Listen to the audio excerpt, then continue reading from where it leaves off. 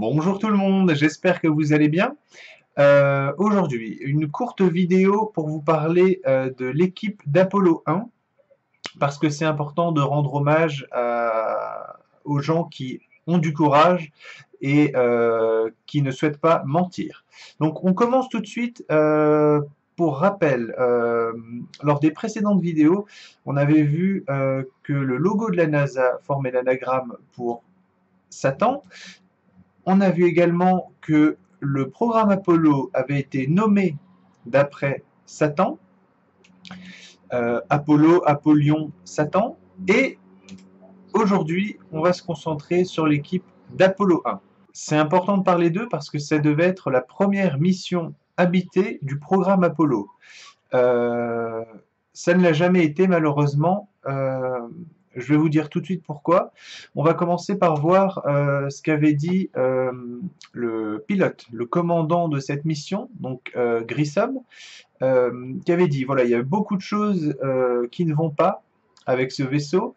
Il n'est pas aussi bon que ceux qu'on a utilisés, que ceux avec lesquels on a volé par le passé.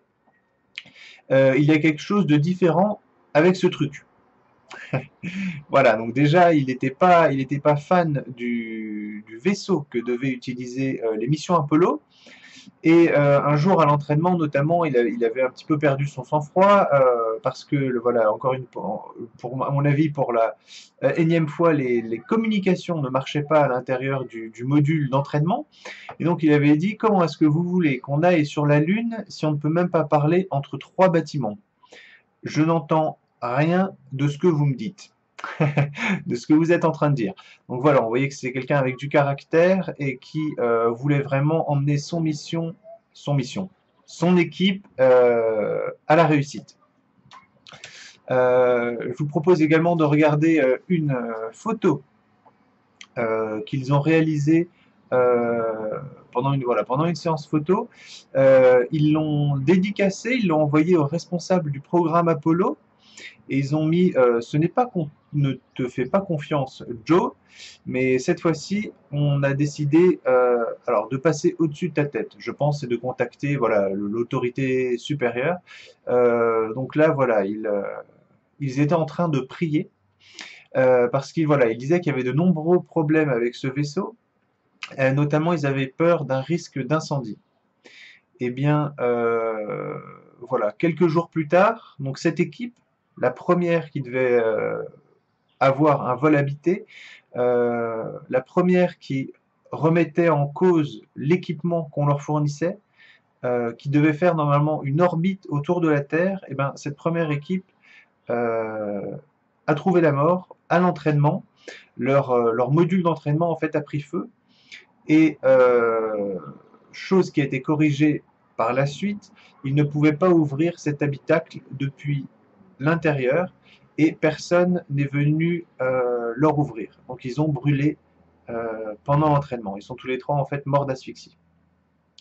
Cette photo aussi, voilà, où on les voit en train de prier, pour moi est importante parce qu'elle me fait vraiment penser que là on peut retrouver leur esprit, c'est-à-dire ils étaient probablement chrétiens et voilà, l'esprit c'est qu'ils ont voilà, ils voulaient dire la vérité jusqu'au bout. Je vous montre une photo en comparaison qui a été prise au cours de la mission Apollo 10. Au cours, non pas.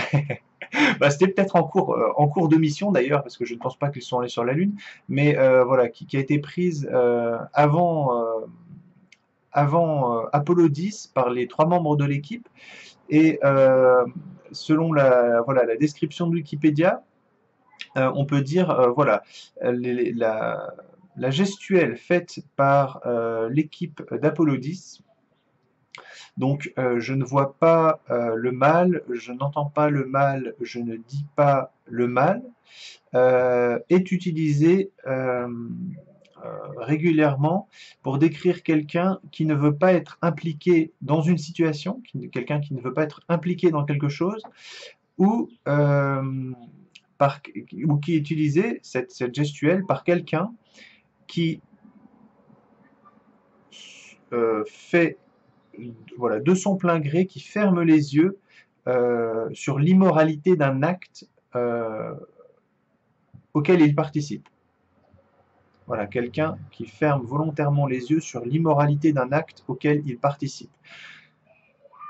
Vous regardez cette photo, vous regardez celle-ci, ceux qui ont souhaité taire l'immoralité de leur acte sont vivants, et ceux qui ont décidé de s'affirmer sont morts.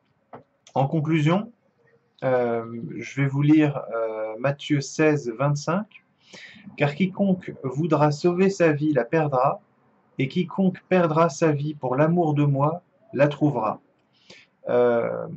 Voilà, ceux qui restent droits jusqu'au bout, bah, peut-être qu'ils meurent, très bien, mais au moins ils ont la vie éternelle.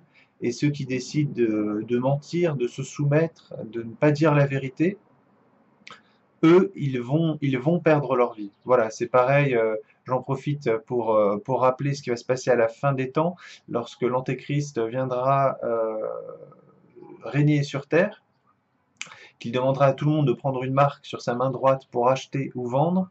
Tous ceux qui prendront la marque, eh bien, sauveront leur vie dans un premier temps, ils penseront que c'est bon.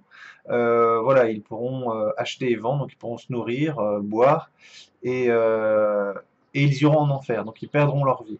Et bien entendu, tous ceux qui refuseront de prendre la marque, sur leurs mains ou sur leur front, tous ceux qui refuseront la marque, qui croiront en Jésus-Christ, peut-être qu'ils vont mourir, peut-être qu'ils vont se faire décapiter, mais au moins, ils iront au paradis et ils auront la vie éternelle.